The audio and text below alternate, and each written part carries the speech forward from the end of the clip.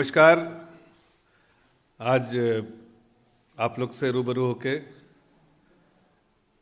आप लोगों के बीच में छोटा सा प्रेस कॉन्फ्रेंस करना चाह रहा हूँ, जो आज देश की इकोनॉमिक और अर्थव्यवस्था की जो सिचुएशन है उसके बारे में कुछ आंकड़े और जो हमने आज अब पिछले कुछ महीने में जो किया है उसके बारे में आपसे मुखातिब होकर बताना चाहता हूँ। वैसे तो देखिए, साल का आखिरी महीना है और आखिरी महीने के पहले दिन में है, लेकिन हम ये बहुत कन्विक्शन के साथ कह सकते हैं कि हम बहुत अच्छी स्थिति में, मजबूत स्थिति में हैं और आगे भी मजबूत स्थिति में बढ़ते जा रहे हैं। जिस तरह से पैंडेमिक ने पूरी दुनिया के इकोनॉमी को इम्पैक्ट किया था, फेज़ 1 और फेज़ 2, खास के जो फेज़ 1 वेव आया था और जो सेकेंड वेव आया था, उसके बाद दुनिया की हर बड़ी छोटी इकोनॉमी वो इम्पैक्ट हुई थी और बुरी तरह इम्पैक्ट हुई थी, और ख़ासकर बड़ी इकोनॉमीज बहुत चरमराती हालत में थी। ये बात सही है कि दुनिया के हर इकोनॉमी में अगर तकलीफ थी तो हिंदुस्तान में भी इकोनॉमी में तकलीफ थी, इसलिए कि हमने लॉकडाउन किया था और इकोनॉमिक एक्टिविटीज़ बिल्कुल नेक्स्ट टू नेग्लिजिबल हो गया था। जाहिर है जब उस तरह का सीवियर लॉकडाउन होगा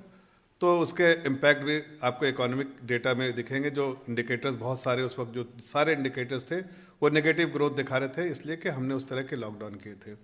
लेकिन वैसे मौके पे जो हमारे आदरणीय प्रधानमंत्री जी ने की जो सोच थी, उन्होंने कहा भी था कि ये अनप्रेसिडेंटेड टाइम है, शायद हमने अपने इतिहास में ऐसा समय नहीं देखा है, और दुनिया में के कई मुल्कों ने इस बात को तस्लीम किया कि ऐसा सिचुएशन जो है और ऐसी चरमराती इकॉनमी दुनिया की कभी ग्लोबल इकॉनमी देखी नहीं गई थी, जिस तरह से पैंडेमिक, और ख़ास के पैंडेमिक फेज़ 1 में फर्स्ट वेव में और सेकेंड वेव जो बहुत ही डेडली था उसमें देखा गया था। लेकिन जिस तरह से हमारी सरकार ने टैकल किया, जिस तरह से हमारी सरकार ने पॉलिसी मेजर्स लिए, जिस तरह से हमारी सरकार ने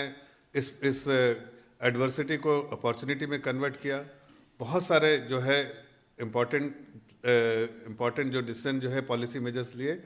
और इसलिए कि एक्स्ट्राऑर्डिनरी टाइम था, और एक्स्ट्राऑर्डिनरी टाइम में, एक्स्ट्राऑर्डिनरी सिचुएशन में आप एक्स्ट्राऑर्डिनरी एक अच्छे लीडर की पहचान होती है कि एक्स्ट्राऑर्डिनरी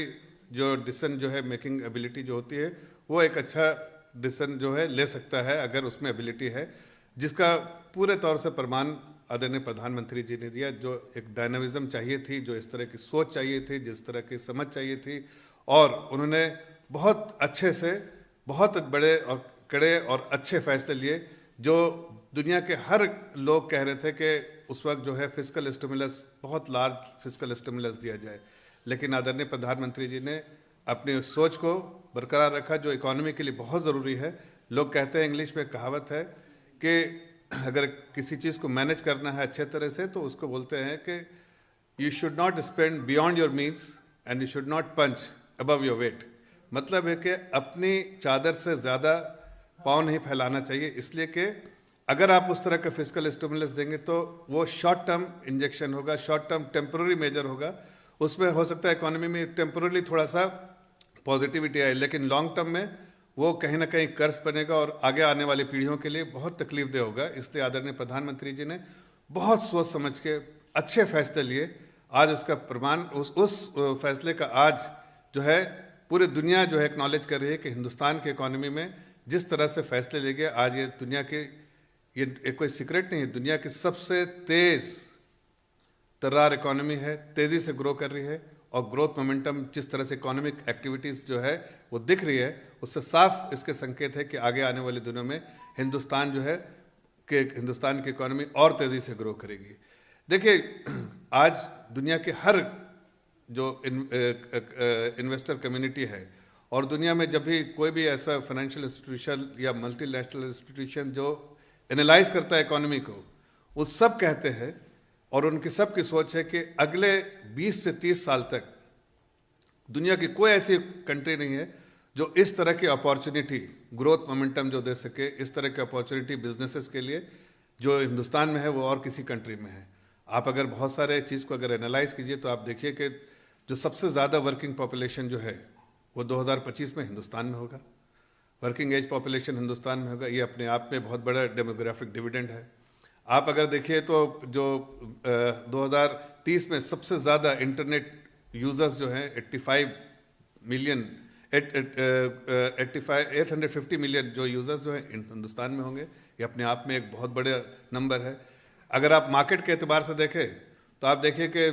2035 में जो सबसे बड़ा डीप मार्केट जो हिंदुस्तान का होगा, चाइना से ज़्यादा आबादी हमारी होगी 2035 में, और उससे जो सबसे बड़ा जो एडवांटेज होगा कि हमारे पास एक मार्केट होगा और हमारी जो अर्थव्यवस्था जो दुनिया के तीसरे नंबर की जो है इकॉनमी हो जाएगी 2035 में, जिस ग्रोथ रेट से हम चल रहे हैं। और उतना ही नहीं बल्कि जो आप चाइना और यूएस के जो इकॉनमी है उसके बस पीछे हम खड़े रहेंगे, बाकी दुनिया के और इकॉनमी से हम आगे निकल चुके होंगे। और उसकी वजह है कि आज जो हमने बहुत सारे आत्मनिर्भर पैकेज का जो अनाउंसमेंट किया, और आत्मनिर्भर पैकेज जो है वो बहुत सोची समझी रणनीति थी सरकार की, और इसको कॉम्प्लीमेंट आज दुनिया कर रही है। उस वक्त हो सकता है कि बहुत सारे लोग उसका क्रिटिसिज्म कर रहे होंगे कि हमने सिर्फ पॉलिसी मेजर्स लिए, स्ट्रक्चरल रिफॉर्म्स किए, फिस्कल स्टिमुलस कम दिया, लेकिन जिस सोच से आदरणीय प्रधानमंत्री चले थे, आज उस सोच को दुनिया ने लोहा माना है। इसलिए कि आंकड़े बताते हैं कि उस समय का जो फैसला था आज उस फैसले की वजह से हिंदुस्तान की इकोनॉमी बहुत मजबूत इकोनॉमी हो गई है। और अगर आप आंकड़े में देखें, आप जैसे कल आपने देखा जीडीपी जो नंबर आया है सेकंड क्वार्टर सितंबर का, उसमें 8.4 से रियल जीडीपी जो है 8.4% आया है। अगर आप 2 साल का कंपाउंडेड एनुअल ग्रोथ रेट देखें तो ये पॉजिटिव है। आप बहुत सारे जो हाई फ्रिक्वेंसी डेटा देखें तो आपको दिखेगा कि हाई फ्रिक्वेंसी डेटा, चाहे ई वे बिल हो, चाहे ट्रैक्टर रजिस्ट्रेशन हो, चाहे कार रजिस्ट्रेशन हो, चाहे आप पावर कंजम्पशन हो, चाहे आपका बहुत सारे जो ये है रेलवे फ्रेट हो, सारे जो इंडिकेटर्स दिखा रहे हैं कि ये प्री कोविड लेवल से बेटर हो गए हैं। मतलब क्या समझ में आता है कि इकोनॉमिक एक्टिविटी जो हमने फैसले लिए थे, अब now it is paying the dividend, ये तेजी से बढ़ रहा है। और आगे जो हमारी ग्रोथ मोमेंट एक्सपेक्टेशंस है वो भी दुनिया में आज 8.4% आए, लेकिन आगे आने वाले में डबल डिजिट भी ग्रोथ एक्सपेक्टेशंस दुनिया के बहुत सारे लोग जो एनालाइज करते हैं इंडियन इकोनॉमी को, उनकी रिपोर्ट के हिसाब से 9.9% से 10% और उससे भी ज़्यादा ग्रोथ हो सकता है। तो उसकी वजह यह है कि आज आप जीएसटी कलेक्शन देखिए, आपने देखा है 1.31 लाख करोड़। देखिए आप अगर किसी अगर इकोनॉमी को एनालाइज करना है तो सबसे पहले देखते हैं इकोनॉमिक एक्टिविटीज़ क्या है, हाई फ्रिक्वेंसी डेटा किस तरह से उसका डायरेक्शन क्या है, और साथ साथ ये भी देखते हैं कि आपके सेक्टोरल जो है वो आंकड़े क्या दिखाते हैं। आप देखिए एग्रीकल्चर में हम बहुत तेज़ी से ग्रो कर रहे हैं। एग्रीकल्चर जो है हमारा वो इस 4.5% से ग्रो किया है। आप देखिए माइनिंग सेक्टर जो है वो 15.5% से ग्रो कर रहा है। आप अगर देखिए जो पीएमआई डेटा बोलते हैं, पीएमआई डेटा जो है परचेजिंग मैनेजर इंडेक्स जो है, आप अगर मैन्युफैक्चरिंग का देखिए तो 57% का है, और अगर सर्विसेज सेक्टर में देखिए तो आप 58 के आसपास है, 58.5 59 के आसपास। ये क्या संकेत दे रहे हैं? ये संकेत दे रहे हैं कि बहुत तेज़ी से अर्थव्यवस्था आगे की तरफ बढ़ रही है। और मुझे लगता है कि आप अगर सेक्टोरल इवैल्यूएशन करें तो उसमें भी जो आपको बहुत सारे, जैसे मैं आपको कुछ आंकड़े देता हूं कि अगर इंडस्ट्री सेक्टर में आप देखिए तो वो रोबस्टली ग्रो कर रहा है 6.3% पे, कंस्ट्रक्शन सेक्टर जो है वो आपका 7.5% पे, सर्विसेज सेक्टर जो है अगेन बहुत स्ट्रांग मोमेंटम के साथ 10.2% ईयर ऑन ईयर बेसिस पे चल रहा है। और इन्वेस्टमेंट जो दिखता है, इन्वेस्टमेंट जो है वो 11% से है, लेकिन आज के दिन में जो प्राइवेट इन्वेस्टमेंट जो है वो कम हुआ है। ये ज़्यादा जो है कैपेक्स जो है सरकार की तरफ से किया जा रहा है। आपने पिछले बजट में भी देखा होगा कि ऑल टाइम जो एलोकेशन है वो कैपेक्स में सरकार ने किया था, इसलिए कि प्राइवेट इन्वेस्टमेंट नहीं हो रहे थे। लेकिन अब बैंकों की हालत सुधर गई है, बैंक फुल्ली कैपिटलाइज है, बैंक जो है ज़्यादा से ज़्यादा लोन देने की स्थिति में है। जो भी एनपीए सिचुएशन पूरे तरह से जो हमने इनहेरिट किया था यूपीए के सरकार के समय, वो जो उन्होंने जो हमको जो दिया था उसको हमने मैनेज किया, और उसके बाद आज इस स्थिति में है कि बैंक ऋण देने की स्थिति में है, बहुत कंफर्टेबली प्राइवेट कंपनियों को ऋण देने की स्थिति में है। इसलिए अब दिखता भी है कि प्राइवेट इन्वेस्टमेंट, जो प्राइवेट कैपेक्स नहीं हो रहा था, अब वो प्राइवेट कैपेक्स होगा। और सरकार की जो कोशिश है वो है कि इंफ्रास्ट्रक्चर में, जो इंफ्रास्ट्रक्चर पाइपलाइन बनाया है उसमें पूरी तरह से फोकस हो, इसलिए कि इकोनॉमी में सबसे ज़्यादा अगर जो है जो मल्टीप्लायर इफेक्ट जो लेकर आती है जीडीपी ग्रोथ में, जो कंट्रीब्यूशन होता है वो होता है इंफ्रास्ट्रक्चर में, चाहे वो रोड सेक्टर में है, चाहे पोर्ट सेक्टर में हो, चाहे वो रेलवेज में हो, चाहे एविएशन में हो। तो अगर आप देखिए रेलवे का जिस तरह से हमने बजट है, अगर आप फ्यूचर का देखिए तो हमने जिस तरह से बजटली एलोकेशन किया है वो पिछले 5 साल का देखिए और अगले 5 साल के लिए देखिए तो हमने डबल किया है, अंडर एलोकेशन नहीं, ओवर एलोकेशन, डबल एलोकेशन किया है। उस तरह का अगर बजटरी एलोकेशन होगा तो जाहिर है जितना बैकवर्ड इंटीग्रेशन और फॉरवर्ड इंटीग्रेशन अगर रेलवेज मिलें तो 5 टाइम, 1 रुपया खर्च करेंगे तो 5 टाइम उसमें जो है जीडीपी में कंट्रीब्यूशन जो होगा उस 1 रुपये का होगा, 5 रुपीज़ का कंट्रीब्यूशन होगा। उसी तरह से रोड सेक्टर में भी होगा। अगर आप पोर्ट सेक्टर में देखिए तो पहली बार ऐसा हुआ है कि नॉन मेजर पोर्ट ट्रस्ट जो है उसका कंट्रीब्यूशन जो है 46% हो गया है। इससे समझ में आता है कि छोटे छोटे पोर्ट भी आज बहुत एक्टिवली काम कर रहे हैं, बहुत बिजनेस है। और जो सरकार की जो इनिशिएटिव है परफॉर्मेंस लिंक्ड इंसेंटिव का, उससे एक्सपोर्ट तो बढ़ा ही है, साथ में जो मैन्युफैक्चरिंग के लिए जो है आप अगर पोर्ट सेक्टर में एक्टिविटीज़ काफ़ी बढ़ गई है और इसलिए इसमें भी और उसमें मल्टीप्लायर इफेक्ट लेकर आते हैं जीडीपी कंट्रीब्यूशन में। आप अगर एविएशन में देखें तो एविएशन पिछले 10 सालों में जो पैसेंजर ट्रैफिक जो है ट्रिपल हो गया है। इसका मतलब है कि आगे आने वाले दिनों में जितने एयरपोर्ट हमने बनाए हैं और उड़ान स्कीम जो है उससे और भी पैसेंजर ट्रैफिक बढ़ेगा और इकोनॉमी में भी उसी तरह से गति आती रहेगी। तो सरकार के फैसले ने जो फैसला लिया था जिसके क्रिटिसिज्म कर रहे थे, आज मैं कुछ लोगों के बारे में कहना चाहता हूं जो सीक्रेटली तो जाके चाइना के एम्बेसडर के घर पे खाना पीना तो खा लेते हैं, लेकिन जब देखते हैं, जब उन्हें आंकड़ा देखना चाहिए कि भाई चाइना जो है वो 4.9% से ग्रो कर रहा है और इंडिया की जीडीपी जो है 8.4% से ग्रो हो रही है। चाइना के लिए जो है वो जो फ्यूचर फोरकास्ट जो है वो नेगेटिव है और इंडिया के लिए और पॉजिटिव फोरकास्ट है। तो मुझे लगता है कि जो लोग इकोनॉमी के बारे में समझ नहीं रखते हैं उन्होंने बहुत सारे इकोनॉमी के बारे में क्रिटिसिज्म किए। आज देश की जनता मजबूत हो रही है, इकोनॉमिक अर्थव्यवस्था मजबूत हो रही है, तो जाहिर है देश की जनता मजबूत हो रही है, पर कैपिटा इनकम बढ़ते जा रहा है। और जितने अनएम्प्लॉयमेंट के बारे में बात कर रहे थे, आज वो अनएम्प्लॉयमेंट रेट जो है वो प्री कोविड लेवल से बेटर हो गया है। और आगे आने वाले में जिस तरह से जो इकोनॉमिक एक्टिविटी और जिस तरह से निवेश, बाहर के लोग जो एफडीआई इन्वेस्ट कर रहे हैं, आज ईयर टू डेट अगर देखें तो 41 बिलियन के आसपास पे ईयर टू डेट इन्वेस्टमेंट हो चुका है। अभी और भी महीने बाकी हैं, लेकिन ऑल टाइम हाई है। बहुत सारे आंकड़े देखें तो ऑल टाइम हाई है। और उससे सिर्फ एक ही चीज़ दर्शाया जा सकता है कि जो आदरणीय प्रधानमंत्री ने जिन्हें जो फैसला लिया था आत्मनिर्भर पैकेज के अंदर, बहुत सारे फैसले लिए थे, उन सब फैसलों की वजह से आज हमारी इकोनॉमी बहुत स्ट्रांग है, बहुत स्ट्रांगली चल रही है। और आगे आने वाले दिनों में हर तरह से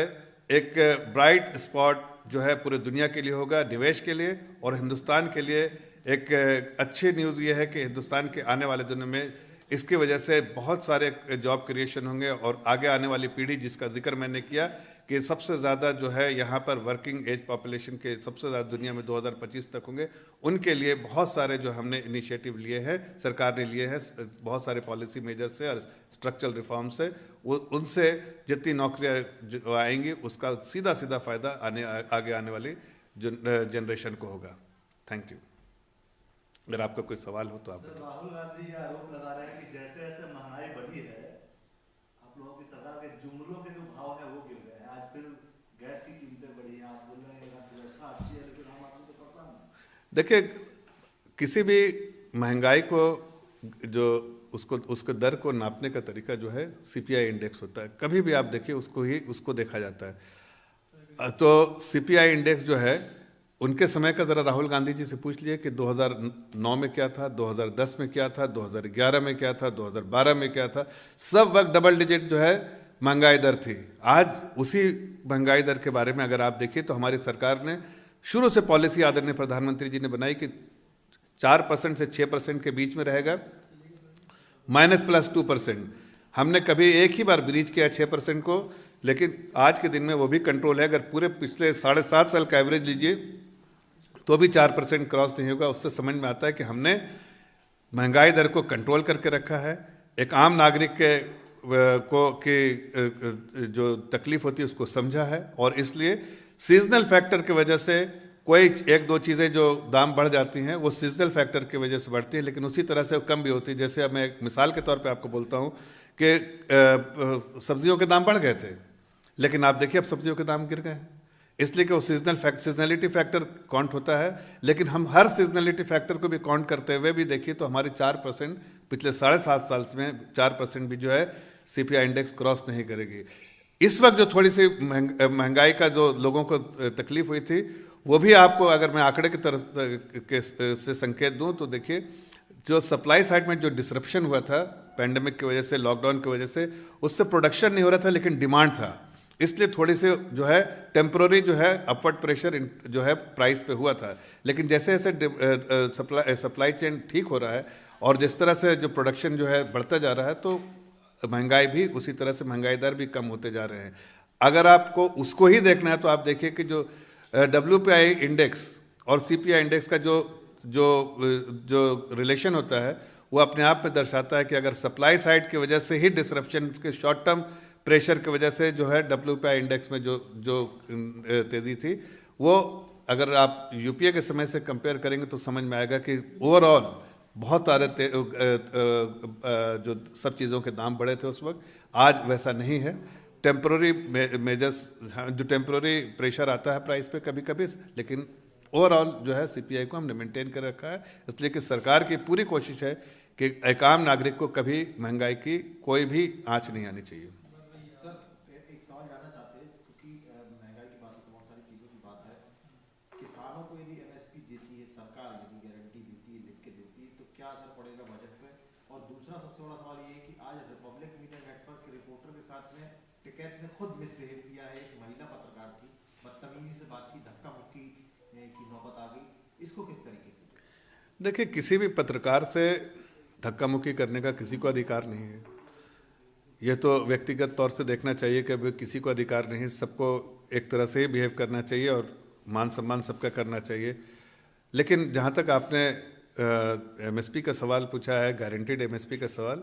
मुझे लगता है कि इस चीज़ की चर्चा जो कमेटी बनाई, गठन की गई है, उसमें चर्चा की जाएगी और ये सारे आंकड़े जो है उस पर सरकार की तरफ से रखे जाएंगे कि क्या इसके, और जो बेस्ट जो फैसला होगा उसमें रिप्रेजेंटेशन जो किसान भाई बहनों का भी होगा और उसमें रिप्रेजेंटेशन जो सरकार का भी होगा और स्टेट के भी लोग होंगे और एक्सपर्ट्स भी होंगे, और सही फैसला लिया जाएगा। जितनी भी कोई भी फैसला जो लिया जाएगा वो सब सर्वसम्मति से लिया जाएगा, इसलिए इस पे इस वक्त टिप्पणी करना सही नहीं होगा। मेरा एक अलग से सवाल है जफर जी। उत्तर प्रदेश के उप मुख्यमंत्री केशव प्रसाद मौर्य ने कहा है कि अयोध्या और काशी में भव्य मंदिर निर्माण चल रहा है, अब मथुरा की तैयारी है, विवादास्पद बयान की तरफ। देखिए, उनका मकसद मेरे ख्याल से ऐसा होना चाहिए, मैं जहाँ तक समझता हूँ मेरा वही मकसद है कि वो जो विकास के दृष्टि से बोल रहे थे। और देखिए, इसके बारे में मैं जितना मैं समझ रहा हूँ कि वो उसको जो जो विकास हो रहा है हर जगह पर उसके संदर्भ में बोल रहे होंगे। लेकिन इसलिए कि हमारे पार्टी का और हमारी सरकार का फैसला सबको मालूम है कि हमारा अभी राइट नाउ वो फोकस एरिया नहीं है, इसलिए इसके बारे में और उसके बारे में चर्चा जो है मेरे ख्याल से इस वक्त इस जब इकोनॉमी के बारे में बात करें तो उस पर चर्चा ना करें तो बेहतर होगा। सर, आपने महंगाई को लेकर बहुत आंकड़े गिनाए, लेकिन लोगों को आंकड़ों से कोई मतलब नहीं है। घरेलू गैस सिलेंडर के दाम आसमान छू रहे हैं, उसकी सब्सिडी भी लोगों के पास नहीं पहुंच रही है, उसके बारे में क्या कहेंगे आप? और आपने जिस तरह सब्जियों का जिक्र किया, महंगाई कहीं घटती तो दिख नहीं रही। नहीं, देखिए, जो डायनामिक प्रोसेस है, लेकिन हर चीज़ को, जैसे आपको अगर तबीयत ख़राब होता है तो आप अपना फीवर देखते हैं कि भाई फीवर कितना है, थर्मोमीटर से ही देखते हैं ना, आला कोई है। उसी तरह से महंगाई को भी मापने का जो है वो CPI इंडेक्स ही जो है वो बताता है। तो CPI इंडेक्स जो है वो उस चीज़ को दर्शाता है, इसलिए कि उस पर सारे चीज़ों के वेट्स आते हैं, जो हर चीज़, चाहे सब्ज़ी हो, फल हो, तेल हो, गैस हो, सबका वेट्स आता है और उसके बेसिस पे कैलकुलेट होता है CPI। तो उसके नंबर्स जो आते हैं वो दर्शाते हैं कि कितनी महंगाई कितनी तेज़ी से बढ़ रही है। आपके सामने आंकड़े हैं कि 6% से क्रॉस कर गया था, लेकिन अब पिछले दिनों में जैसे जैसे सीजनल फैक्टर की वजह से जो चीज़ें दाम बढ़ी थी और सरकार ने जो है एक्साइज ड्यूटी भी कम किया, कुछ सरकारों ने वैट भी कम किया, सब के जो है असर जो है वो दिखेंगे, चाहे वो सब्जियों के दाम में हो, और अगर वो वहाँ गिरेंगे तो जाहिर है वो CPI इंडेक्स पे भी दिखेगा, और वो उसके जो फोरकास्ट है उसमें वो दिखता भी है कि आगे आने वाले दिनों में और कम हो जाएगा CPI इंडेक्स। देखिए एक स्पेसिफिक चीज़, जब भी आप महंगाई दर देखते हैं तो स्पेसिफिक चीज़ नहीं देखी। कई बार आपको लगेगा कि आपको बहुत सारी चीज़ों के दाम बहुत कम हो गए, इसलिए किसी एक चीज़ से इंसान एक चीज़ पे तो निर्भर रहता नहीं है। अगर घर चलाना है तो खानेदारी चलानी है तो उसमें बहुत सारी चीज़ों का होता है, और इसीलिए ये इसको बनाया गया है लोगों की ज़रूरियात को देखते हुए, एक आम नागरिक की ज़रूरियात को देखते हुए CPI जो है महंगाई दर जो बनाया गया है जो इंडेक्स, और उसमें हर चीज़ कैप्चर हो जाती है, और उसको उसी को देखते हुए मैं आपको कह रहा हूँ कि आगे के फोरकास्ट दिखाते हैं कि और भी सस्ता होगा। हो सकता है कोई एक चीज़ महंगी भी हो, लेकिन दूसरी चीज़ें कॉम्पनसेट भी करती हैं। तो कहीं हो सकता है महंगाई भी हो, किसी चीज़ में हो सकता है अपवर्ड प्रेशर हो, तो किसी में डाउनवर्ड प्रेशर भी प्राइस का होता है। और ओवरऑल जो है कंपटीशन के बाद अगर महंगाई दर बढ़ रही है तो दिखती है महंगाई दर बढ़ रही है, और घट रही है तो वो आपके सामने रहती है। अगर और कोई सवाल नहीं है तो मैं आप लोगों से फिर से एक बार धन्यवाद करूंगा कि आप लोग आए और इस प्रेस कॉन्फ्रेंस में अटेंड करने का आपने मौका लिया। धन्यवाद।